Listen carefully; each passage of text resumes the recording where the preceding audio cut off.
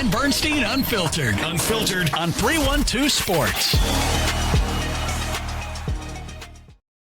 Hello there, and welcome into another edition of Dan Bernstein Unfiltered. You're saying, wait a second, you're not Dan Bernstein, and that guy there, that really handsome guy, is definitely not Dan Bernstein. What in the hell is going on? Well, this is a very special baseball Cubs playoff edition of Dan Bernstein Unfiltered. You may recognize this guy as a very handsome, Yeah. old White Sox baseball pre- and post-show host on The Score. Yeah. You may know him as my dear friend as well, too. It's none other than Chris Ranji. Hey, Box. What's up, big boy? How are you, pal? Oh, my God, I can't. I don't know what to do with myself. Well, I'm like very excited that you were able to do this. The last time I saw you? When was that? I don't even remember. I don't. It must have been some past war. It's been a long time, dude. It's been a very long time. Well, I mean, you're down in St. Louis now. That's right. You've been down there for how long? I moved back the day after the Super Bowl in 2017, so it's been a while. It has been. Wow. Yeah. I didn't realize it was that long. It has been. So Box is down there in St. Louis. You can hear him locally down there on KMOX. Chris and Amy. Yeah. So Amy has all the talent, and you're there for the looks? I suppose. Yeah, that sounds about right. Yeah. I can't do everything. And you can, people can still hear you here locally on 670 as well. I catch you on there. I'll text you as well, and you asked me to call in, but I don't know if I can do that. Next time you do a show locally, I will call in. Okay, you know what? I just got asked to do one tomorrow night, but I can't because I have to go to a thing. I have to go to an event tomorrow, so I can't do it, unfortunately. Is that a date tomorrow night? It is. No, it's not that. It's a premiere for a movie about a guy who's from St. Louis. Okay. And William H. Macy is in it. Oh, nice.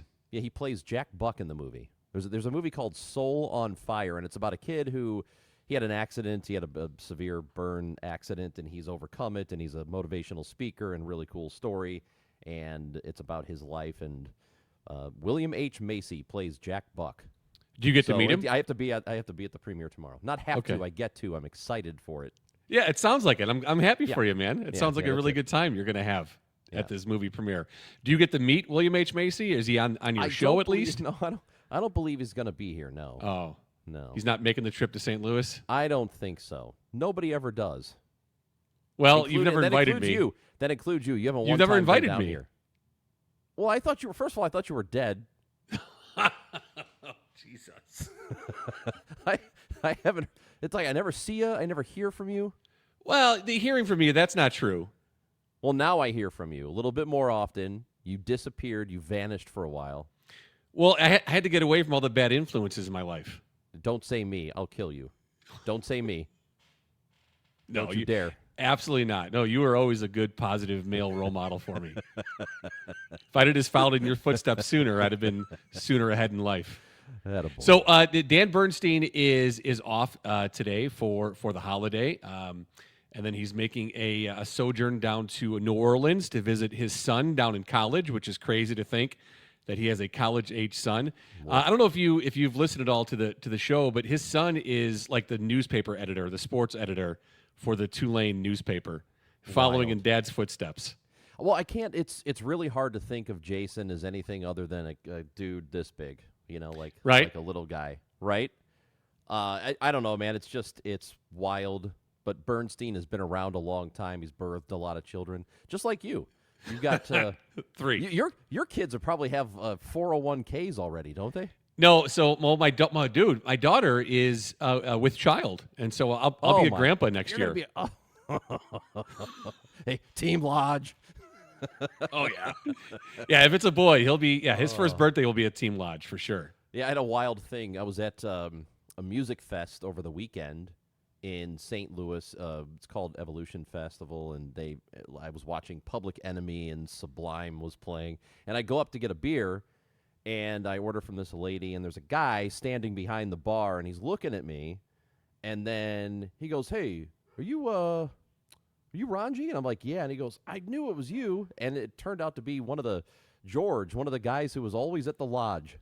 Yep. 20 years ago when we were going. And I was like, what are you doing down here? And he's a traveling bartender at music festivals. So I was like, oh, my God, I knew you looked familiar, and it's team lodges everywhere. It's kind of like a fraternity.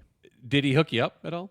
He you know what he did at one point. That's great. He bought me a beverage. It was there you very go. nice. Look at that. It's still paying dividends for you, Box. It really is.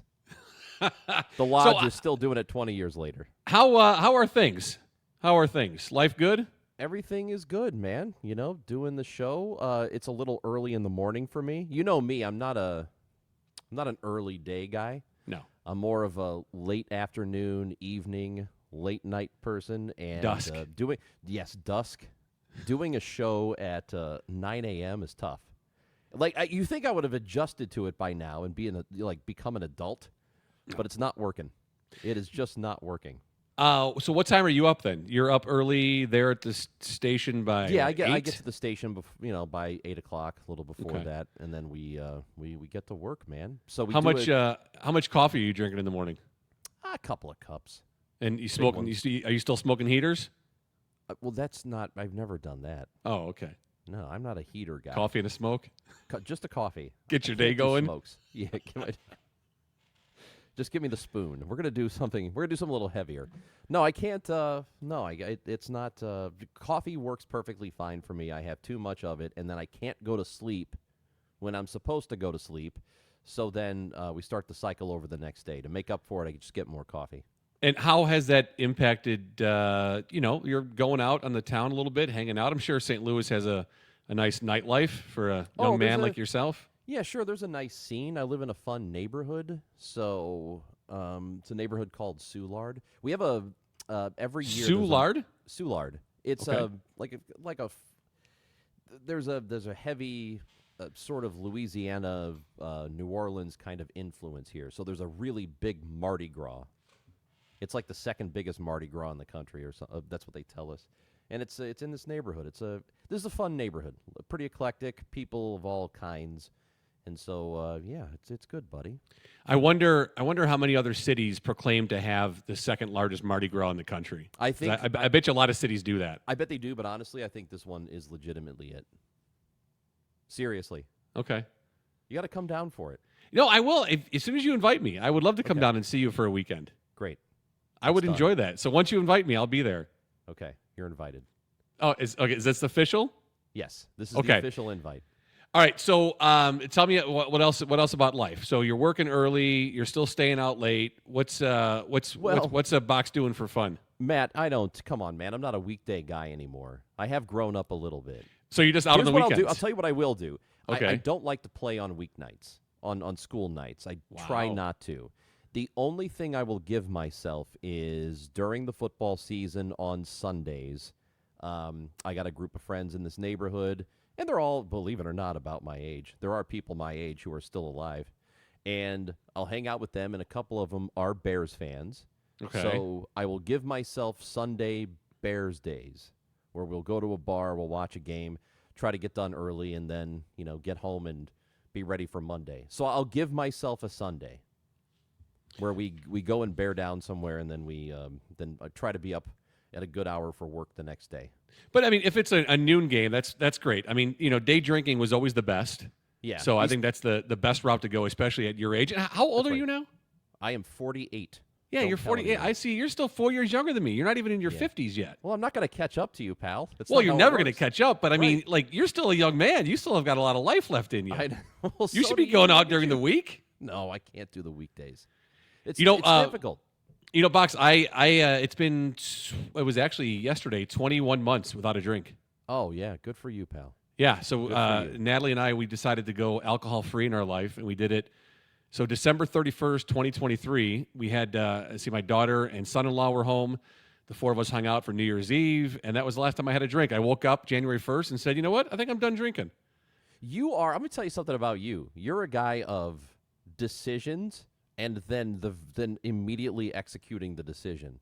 There's no mulling period. No. There's no here's what I'm thinking. I think that in a week I might do this.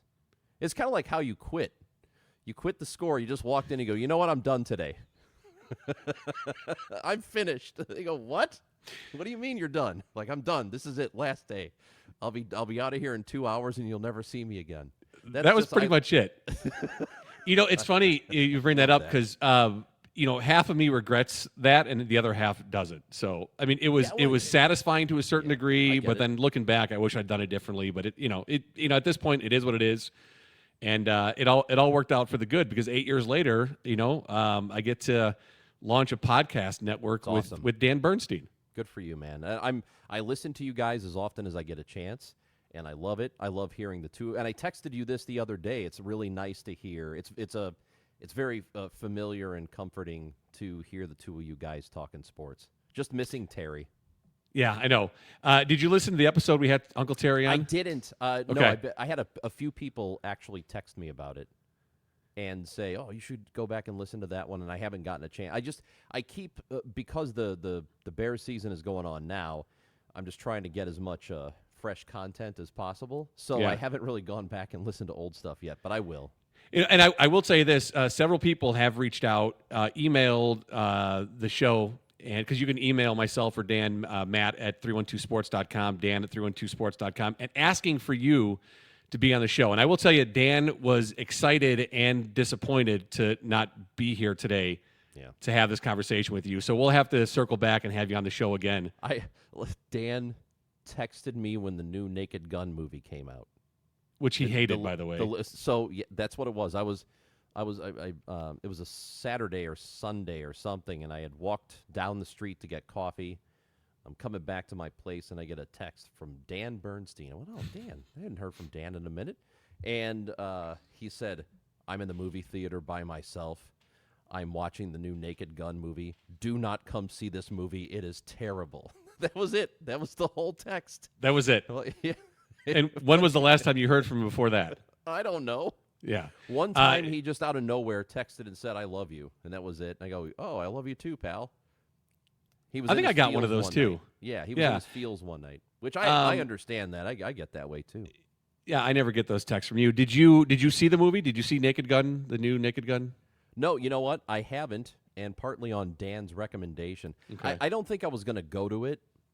I think it's going to be one of those, if it ever ends up on HBO or something, I'll put it on. But yeah, so it'll be a stay-at-home and cuddle night?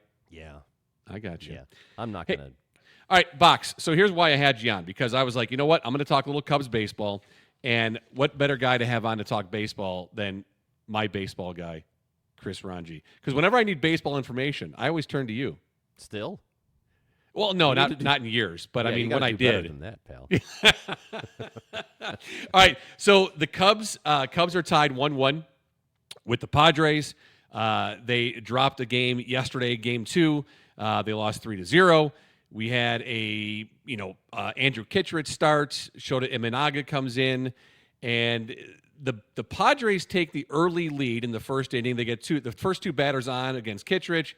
They get the runners moved around on a high pitch stolen base. There's a sacrifice fly, so they manufactured a run. I figured they'd be aggressive, down one game. And then later on in the game, you see the 2-run homer puts them up 3-0, and the Cubs bats just couldn't get anything going. Dan and I talked at length about the importance of out-homering your opponent in the playoffs. I don't know if you knew this stat, but when you out-homer your opponent in a playoff series, your winning percentage goes up to 80%. So the Padres did that, out-homer the Cubs. The Cubs out-homer them the first game. So now here we are later today facing a Game 3 elimination at Wrigley Field for the Cubs or the Padres. But this bullpen, man, it was funny, the broadcast, it was Kevin Brown. I think he asked, do you think the Padres set a record yesterday in Game 2 with the most number of 100-mile-an-hour pitches? Yeah. It's unbelievable what they do. Yeah. Absolutely incredible. They had no chance against Mason Miller yesterday. No, he was awesome. Well, I mean, maybe the one good thing about it is I doubt he's available for Game 3. I mean, the amount he pitched, I would hope. I mean, who knows? But what I do know is you can't strike out 24 times and expect to do over the course of 2 days, and do very well. They got the game one, which they sort of got away with one there, but that's the playoffs. That will happen. But you can't play with that too much. You can't play that high strikeout total thing too much on offense, or you're going to have trouble.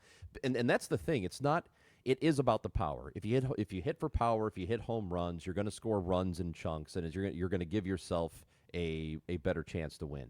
But if you don't put the ball in play at all, you're going to give yourself no chance to win. So, for the Cubs, hopefully they find it and figure. I mean, this is an elementary idea, but they are going to have to start making some contact, and hopefully that happens for them today. I don't know, man. It's I kind of thought the series would be over after winning Game 1, and the numbers for the Game 1 winner in a wild card are extraordinary, right? I mean, if you win Game 1, it's like something like 75% of the time or better, you end up winning the series. I think they are going to anyway, but it can't be a 12-13 strikeout game again. You do not want to fool around with that. Yeah, yesterday in Game 2, the Cubs did have 11 strikeouts. And just going down and looking at the box score, Michael Busch 0 for 3. Nico Horner was 1 for 4, his first at-bat. Ian Happ 0 for 4. Tucker 1 for 4, had a hit late in the game. I think maybe he was the leadoff in the ninth or one out in the ninth, and he had his only hit. Suzuki with a double in the game. Carson Kelly 0 for 2. Pete Crow 0 for 3. Swanson 1 for 3. Matt Shaw 0 for 2. It's just, they made zero, didn't get enough contact, didn't get enough runners on base. And, it's not a big surprise. I mean, you had Dylan Cease on the mound, who's had his ups and downs during the regular season. I think he had a below 500 record. He was even ERA over 4, if I'm remembering correctly, was having a hard time placing his fastball most of the season. So we're going to look at a lot of balls with movement yesterday off Dylan Cease. And what did he end up going yesterday? He had 3 2/3, and then they go to the bullpen. It was nerve-wracking going into Game 1 with the Padres bullpen, but the Cubs were able to get ahead early, or not early, was the 4th inning, 5th inning, those back-to-back home runs, and then they were able to really outlast the Padres, because the Padres had opportunities in Game 1 with runners on third and less than 2 outs and just couldn't produce. And even in the first inning, yesterday's game, they had, after the sacrifice fly, a runner advances to third, and so you have a runner at third with 2 outs and still couldn't get him in. But in the end, it didn't matter. The 2-run homer was just too much for the Cubs to overcome. Yeah, and you can't play around with falling behind. I know it's difficult to come back any time of year, but especially with this team, with the Padres, their bullpen, the way they're utilizing the bullpen, you don't want to give them a lead. So the best thing that you can do is score early in Game 3. That's the Cubs' best opportunity.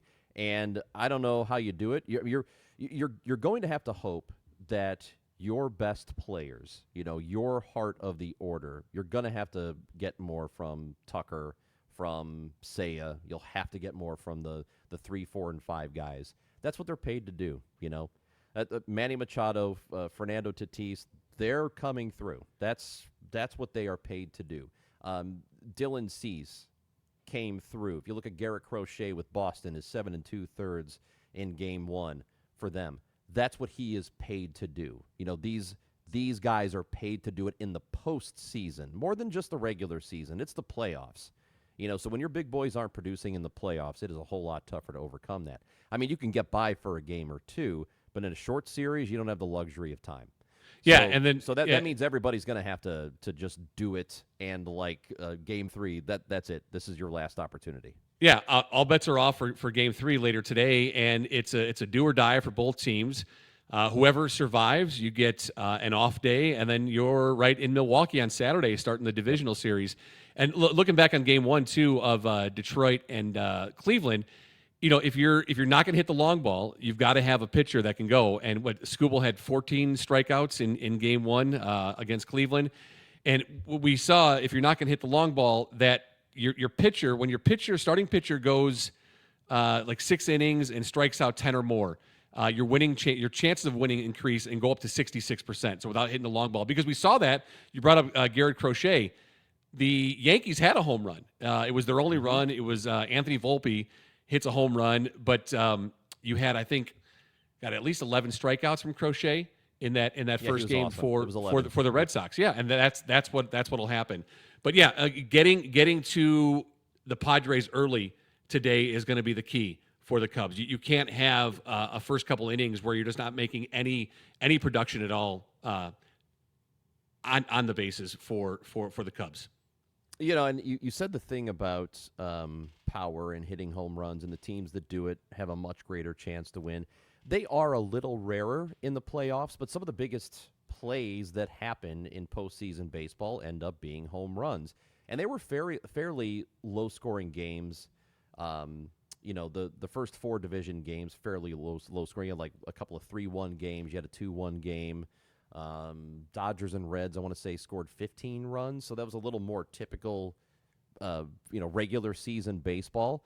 But if you can, and the wind was coming in today at Wrigley Field, right, or yesterday. So I know it was a little bit more difficult to get the ball in the air and make something happen. But they're going to have to exhibit a little bit of power.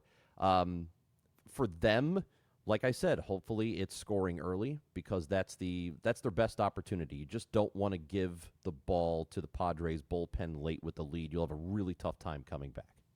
All right, a couple things just around baseball. Looking back at the regular season, since we haven't talked in a long time, the Mets being on the outside of the playoffs with that payroll, and then Pete Alonso, he's not coming back. He's going to go into free agency.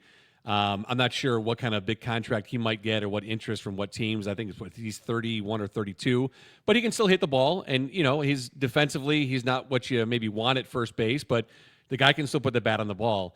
But just that Mets thing, man, that's got to be real rough. Well, the Mets falling apart is why the Reds are in the playoffs, because they're not getting in without the Mets' absolute disaster. And the Cubs losing for it. I mean, the Reds swept the Cubs. Right. Yeah, so the Cubs had that little thing at the end of the year.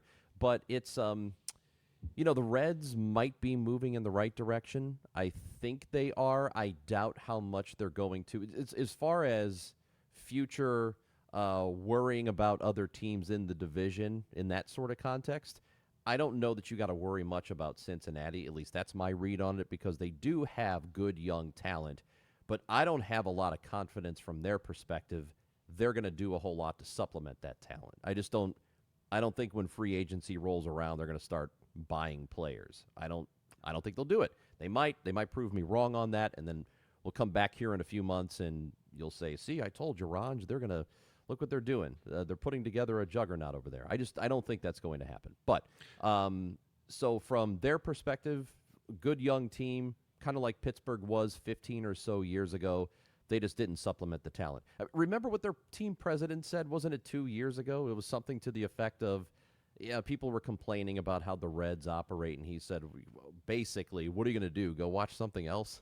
Like you have a captive. He didn't say exactly those words, but it was something like that. Yeah. And I mean, that's just a real insult to people. The Mets, though, here's what's interesting, and one of the things I hate that ends up happening when a team like the Mets fails is all the people, whether it's ownership groups around baseball or even the fan bases around baseball, when they say stuff like, "See, the Mets spent $350 million on payroll and they didn't win. That's not the way you do it." This should not be an excuse to not spend money. Just because the Mets have spent poorly and maybe mismanaged is not evidence that you don't do it. And that's what bothers me about the Mets case, is that people are going to look at it and going to use it as an example. However, I would counter with the top 7 teams that are in payroll. Top 7 teams in payroll, 6 of them are in the postseason right now. So there's your counter argument. Yes, spending does work. Sometimes there's a case like the Mets where they spend a lot and spend poorly, and guys don't live up to their contracts. Don't let that be an excuse for not being aggressive during the offseason when it's time to buy free agents. Hey, for the last several weeks, Dan and I have been telling you guys about Protein Bar and Kitchen. I did something different today, and I'm gonna throw this at you to keep in mind. Instead of going to one of those fancy coffee places and getting a really expensive drink that has lots of calories and is really high in sugar, maybe it's kind of chocolatey, skip that. Go to Protein Bar and Kitchen and try what I had today. It's the Perk shake. Perk, P-E-R-K. It's one of their protein shakes. It's got cocoa malt, espresso whey protein, chocolate whey protein, and almond milk, and it was absolutely delicious. So I've been starting my day off every day now at Protein Bar and Kitchen for one of their protein shakes. I've been doing the PB&J, which has been a fan favorite for a long time. Yesterday or 2 days ago, I had the Wrigley Peeled, which is chocolate and banana, and that was in honor of my Cubs going to the playoffs. Oh, it was so good, dude. But the Perk Shake is great, and I loved it today. I think that's going to be my new fan favorite going forward every morning. You know, Protein Bar and Kitchen's menu is designed for all-day power, complete with protein-packed breakfast items like scramble bowls, burritos, acai bowls, power oatmeal, yogurt parfaits, and more. A few days ago, I had the Mexicali burrito for breakfast, and it was delicious. The great thing about it is you can have every meal there, really, if you want to. You can have breakfast, you can have lunch, you can have dinner, and I'm not kidding. Natalie and I, we drove out to the Northbrook location 2 nights ago, and we had dinner there. I am eating Protein Bar and Kitchen a lot. I really am. And I'm telling you, you should give it a try. Now, the app at Protein Bar and Kitchen, which I love because I do my scan and pay right there for my app, it's designed to reward their super fans with every visit. So downloading the app is very simple, and it's free in the Apple Store or Google Play. New app users, they receive 10 points for every dollar spent. A free PBK fan favorite after their first visit. There's ongoing promotions, exclusive benefits like their weekly Thirsty Thursday, which features a signature shake or smoothie for just $5. You can order ahead really easy. You can pick up. There's delivery, plus delivery tracking in the app. You can also customize on the app so users can build their own bowls and salads. There's one I want to tell you about, too, that I'm going to try maybe this weekend. I get out there. It's called Smashing Pumpkin, and it's one of their new protein shakes for the fall. It's got pumpkin, apples, maple syrup, almonds, vanilla whey protein, cinnamon, and oat milk. If that doesn't sound delicious to you, then your taste buds are off. So go visit our friends at Protein Bar and Kitchen. There's locations all over Chicago and the suburbs. You're going to love it. If you haven't done it yet, give it a try. What a great way to start your day with a very healthy protein shake. And one of the slogans they have that I really love, 0 bad choices. So you can eat there all day long. Go check them out, Protein Bar and Kitchen. Looking at Seattle, too, Box, I want to ask you about Cal Raleigh and Aaron Judge. I've gone both ways on the MVP thing. I think Aaron Judge is going to win it, and I think that the Raleigh story is actually, it's a great story. 60 home runs, the first catcher to ever do it. I think one of 7 players to ever hit 60 home runs. But Judge his offensive numbers outside of the home run is just he's a much better, more productive player for his team than Cal is. What's your thoughts on the MVP race? Yeah, I'm right there with you, and I think the people arguing for Cal Raleigh, and I get it, because there's a sexiness and a novelty still to hitting a bunch of home runs in the middle of a season, right? There's still something sexy about 60 home runs, so I mean it's easy to go that route, but I don't know. To me, this is pretty simple. He's a great story, and it's awesome that he's a catcher doing all of this.